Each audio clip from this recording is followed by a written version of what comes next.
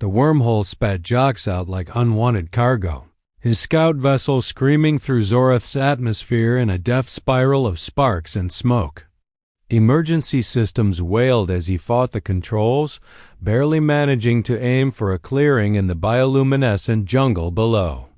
The crash was brutal metal shrieking, harnesses digging into his shoulders, and then silence. Jock stumbled from the wreckage, his ribs protesting every breath. Blood trickled from a gash above his eyebrow as he surveyed the alien landscape. Massive trees pulsed with soft azure light, their leaves humming with strange energy. In the distance, crystalline structures rose like frozen waterfalls, catching the light of 3 moons hanging in the violet sky. His communicator was dead. His ship was destroyed. And somewhere out there, the colonial fleet was searching for him, if they even knew he'd disappeared. Survival first. Existential dread later. Through the glowing forest, he spotted what appeared to be a pod-smooth, organic architecture that seemed grown rather than built. Its entrance hung open invitingly, and exhaustion made the decision for him. Jox dragged himself inside, finding the interior pleasantly warm and dimly lit by veins of bioluminescence running through the walls. The main chamber held what looked like a bed, if beds were, made of silken material that shifted colors like oil on water.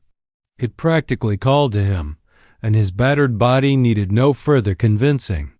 He collapsed onto it, sinking into impossible softness that seemed to mold perfectly to his form. Just for a moment, he told himself. Just to rest his eyes? Sleep took him like a dark wave dot when consciousness returned. It came slowly, wrapped in warmth and the scent of something exotic like jasmine mixed with ozone and starlight. Jox became aware of several things simultaneously. The softness beneath him, the gentle rise and fall of breathing that wasn't his own, and the slender arms wrapped around his torso. His eyes snapped open, navy blue skin, smooth as polished stone and shimmering with an iridescent quality that shifted between deep ocean hues and midnight purple. Blonde hair pale as moonlight cascaded across the pillow they somehow shared, contrasting starkly with her alien complexion. And her face, delicate features that were somehow both familiar and utterly foreign, with high cheekbones and lips that looked impossibly soft. She was beautiful. She was terrifying. And she was very, very close. Jox's heart hammered against his ribs as he tried to extract himself without waking her. But the moment he moved, violet eyes opened deep, luminous, and fixed directly on him with an intensity that froze him in place. I'm so sorry, he whispered, his voice hoarse. I didn't know anyone was here. I'll leave immediately. Please don't. Her lips curved into a smile that made his breath catch. Then she spoke, not with her mouth, but directly into his mind, a voice like silk and starlight.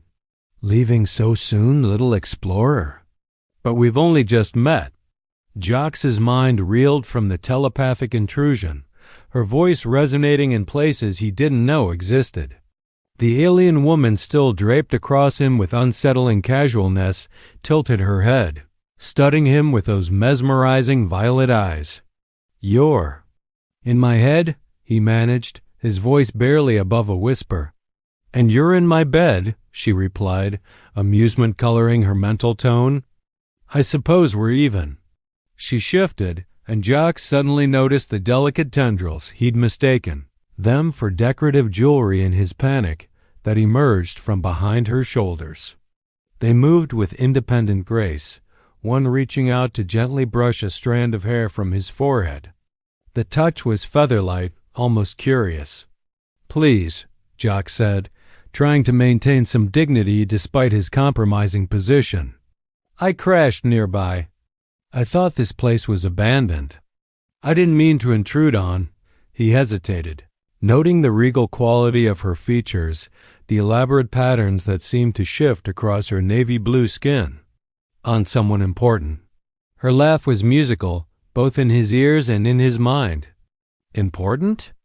You could say that. She propped herself up on one elbow, and the silken sheet slipped, revealing more of that mesmerizing blue skin. I am Lyra, Empress of the Zorathi people. And you, little human, have just committed the ultimate trespass. Jox's blood ran cold. Empress? Oh no. Oh no. I'm dead. I'm so incredibly dead. Perhaps, Lyra mused, one of her tendrils playfully tracing along his jawline. Or perhaps curious. Curious? Her expression shifted, those violet eyes gleaming with something between mischief and genuine interest. In all my cycles, no being has ever entered my private chambers uninvited. Our security system should have incinerated you the moment you crossed the threshold.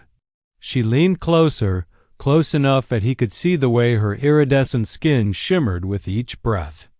Yet here you are, whole, unharmed, sleeping in my bed like you belong there.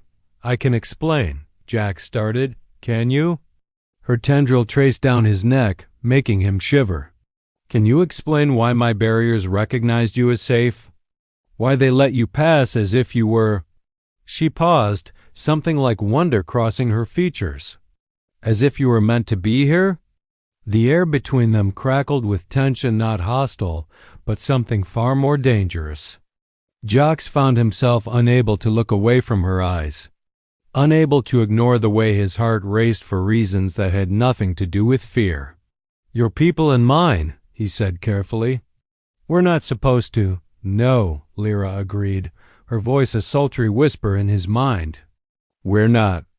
The colonial fleet and the Zorathi Empire have been at odds for decades. Any interaction is forbidden. Her lips curved into a smile that made his mouth go dry. But tell me, Jax of Earth, do you always follow the rules? He swallowed hard. How do you know my name? I know many things. Her hand delicate, with fingers slightly longer than human pressed against his chest, feeling his heartbeat, including how fast your heart races when I touch you. Jax finally found the willpower to sit up, though Lyra made no move to stop him. The chamber around them was breathtaking now that he could actually see it, walls that pulsed with gentle bioluminescence, creating patterns that seemed to respond to their presence. Furniture that appeared grown rather than constructed, all curves and organic beauty. I should go, he said, though he made no move to leave. Before someone finds me here. Before this becomes an intergalactic incident. Lyra stretched languidly, the movement feline and hypnotic. Too late for that, I'm afraid. She gestured, and a section of the wall shimmered, becoming transparent. Beyond it, Jax could see the full scope of the city crystalline towers reaching toward the stars, platforms of light-connecting structures that defied physics, and in the distance, the massive shapes of Zorathi warships drifting like predatory fish. Your fleet attacked our outer colonies 3 cycles ago, Lyra said, her mental voice taking on a harder edge. 12 of my people died. We retaliated. 50 of yours perished. She turned to face him fully. This is the reality between our people's endless escalation, countless deaths, all because neither side will bend. I know, Jax said quietly. I lost my brother in the Kepler raid. Your forces destroyed his medical frigate. Something flickered in her eyes, genuine sorrow. I gave no such order. But someone did. Someone on your side, someone on mine, does it even matter anymore? He met her gaze, surprised by his own boldness. We're caught in a machine neither of us built, and it's grinding both our peoples to dust. Lyra was silent for a moment, her tendrils curling and uncurling, a gesture he was beginning to read as contemplation. Then she moved closer, kneeling beside him on the bed. Perhaps that's why fate threw you into my chambers, she said softly. Perhaps the universe grows tired of watching us destroy each other. Her hand reached out, hovering near his face. May I? May you what? Know you. Truly know you. It's how my people connect, sharing memories, feelings, the essence of who we are." Her expression was earnest, vulnerable in a way that seemed impossible for an empress. "I want to understand what kind of man crashes into an alien world and finds his way to my bed." Jack should have refused. Every protocol, every regulation, every instinct for self-preservation screamed at him to decline. But looking into those violet eyes, feeling the strange rightness of this impossible moment, he found himself nodding. Lyra's S hand touched his temple, and the world exploded into sensation. He felt himself through her perception, his rough edges and sharp angles, so different from her people, his determination, his loneliness, his desperate hope for peace. And in return, he felt the weight of an empire on her shoulders, the longing for something beyond duty, the curiosity that had defined her since childhood. It was intimate beyond anything physical. It was terrifying. It was perfect. When she pulled away, they were both breathing hard. "Now I understand," Lyra whispered. "You're not just lost, Jax. You're searching." "And what did you find?" Her smile was radiant. "Someone worth the risk." The 3 moons had shifted across the sky by the time they finally separated, though neither had moved far. Lyra sat cross-legged on the bed, her blonde hair catching the bioluminescent glow, while Jax leaned against the wall, his mind still reeling from the connection they'd shared. "Tell me about Earth," Lyra said aloud this time, her actual voice melodic and accented with harmonics that didn't quite fit human vocal ranges. "I want to hear it from you, not just the propaganda my advisors feed me." Jax smiled despite himself. "It's complicated. Beautiful and broken, like most things." He stared at his hands. "Blue skies not violet like yours. Oceans that cover most of the planet. Cities built on greed and hope in equal measure. Do you miss it?" "Every day. But I signed up for exploration because I wanted to see what else was out there. I wanted to believe we could be better than our worst impulses." He laughed bitterly. "Instead, I found we brought those impulses with us to the stars." Lyra's tendrils reached out, and this time Jax didn't flinch when they brushed against his arm, comforting, curious. "My people are no different. We speak of honor and unity, but we're just as capable of cruelty." Her violet eyes darkened. "I've ordered strikes against your colonies. I've watched the casualty reports and told myself it was necessary. Was it? I don't know anymore." She shifted closer, the space between them charged with possibility. "But I know that sitting here with you feels more real than any council meeting I've ever attended." Their eyes met, and Jax felt the pull, magnetic, undeniable. He reached out tentatively, his fingers hovering near her cheek. "May I?" The fact that he'd asked, using her own words, made her smile. "Yes." His hand touched her skin, and it was like touching warm silk over stone, smooth, firm, but alive with subtle energy. Her navy blue complexion shimmered under his touch, iridescent patterns swirling across her cheeks. She leaned into his palm, her eyes closing for a moment. "You're beautiful," he whispered, the words escaping before he could stop them. "And you," she replied telepathically, her voice intimate in his mind, "are terrifyingly tempting." She moved then, closing the distance between them with fluid grace. Her hand cupped his face, mirroring his gesture, and when their lips met, it was like completing a circuit. Energy flowed between them, not just physical, but something deeper, something that transcended the flesh entirely. The kiss deepened, tentative exploration giving way to growing passion. Her tendrils wrapped around him, not restraining but embracing, and Jax found himself pulling her closer, dizzy with sensations he couldn't name. When they finally broke apart, both were trembling. "This is insane," Jax breathed. "Completely," Lyra agreed, her forehead resting against his.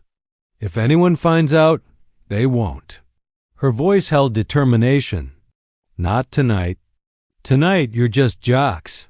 I'm just Lyra, and the universe can wait until morning." He kissed her again, because there were no words adequate for what he felt. Tomorrow could bring consequences.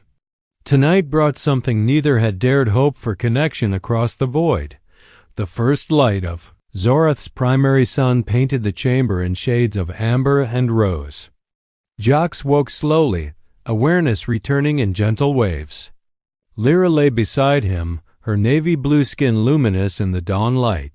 Her blonde hair spread across his chest like spun starlight. For a moment, he simply watched her breathe, marveling at the impossible reality of this night. An empress. An enemy. A woman who'd shown him tenderness when she should have shown him steel. Her eyes opened, those violet depths immediately finding his. "Good morning, explorer. Good morning, Empress." "Just Lyra," she corrected, a tender smile playing on her lips. At least for a few more moments. The weight of that statement settled between them. Soon she would be the Empress again, with all the duties and expectations that entailed. And he would be, what? A fugitive? A prisoner? A memory? Lyra sat up, the sheets pooling around her waist, and turned to face him fully. Her expression grew serious. "Jocks, what happened here?" "It changes things. I know. No, I don't think you do." Her hand found his. "Our people believe connection like ours is just biology, chemicals, and instinct. But what I felt when I touched your mind..." She paused, searching for words. "It's what my people call a shara, a soul bond. It happens once in 1,000 lifetimes, if at all." Jocks' heart raced. "What does that mean?" "It means the universe has played a cosmic joke on us both." She laughed, though pain flickered in her eyes. "It means that in any other circumstances, you would be my chosen mate. My equal, the one I'd rule beside. But you're human. I'm Zorathy. Our peoples are at war." Her tendrils curled around his hand, gentle and sad. "If my council knew you were here, they'd execute you as a spy. If your fleet knew we'd connected, they'd brand you a traitor." The truth of it cut deep, but Jocks couldn't bring himself to regret the night. "So what do we do?" Lyra stood, her form silhouetted against the rising sun. When she turned back to him, she was every inch the Empress regal, commanding, but with eyes that held infinite sorrow. "I'm going to have my most trusted guard escort you to your ship's crash site. They'll provide you with a beacon that can reach your fleet. That's it? We just go back to being enemies?" "No." She knelt beside the bed, cupping his face in her hands. "We go back to our peoples and we fight for peace. Really fight not with weapons, but with words, with diplomacy. With the truth that our bond proves, we're not so different." She kissed him then, soft and bittersweet. "Find me again, Jocks. When the war ends, when we've built something better, find me again." "I will," he promised. "I swear it." As guards arrived to escort him away, Jocks looked back one final time. Lyra stood in her chamber, bathed in morning light, her hand raised in farewell. The universe had given them one impossible night. Now they'd spend however long it took earning forever. The end.